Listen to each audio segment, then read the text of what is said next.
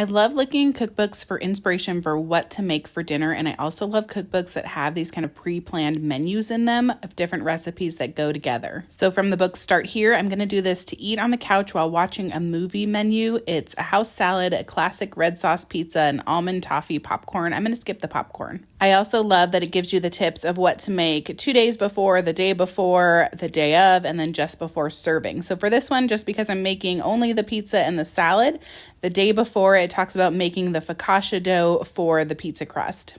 This is my first time making focaccia. It called for flour, yeast, sugar, water, mix it all together. Then you cover it and let it rest. This was only about a 30-minute rest. Then you do your folds. So kind of like when you're making sourdough, your stretches and folds.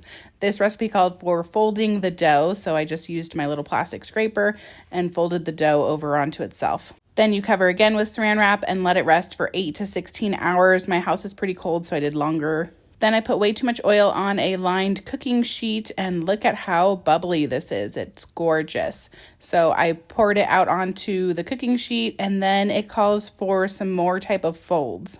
Basically just folding the dough onto itself, starting from the outside and in. And then you do the dimpling technique to make it look like focaccia that we all know and love. So I stretched out the dough as much as possible to fit the whole cooking sheet, and then it says just to put another cooking sheet over and let it rise and rest for a little bit. Once the time was up, I did about 3.5 hours. Then you start the dimpling technique. This is a technique that I definitely need some more practice with.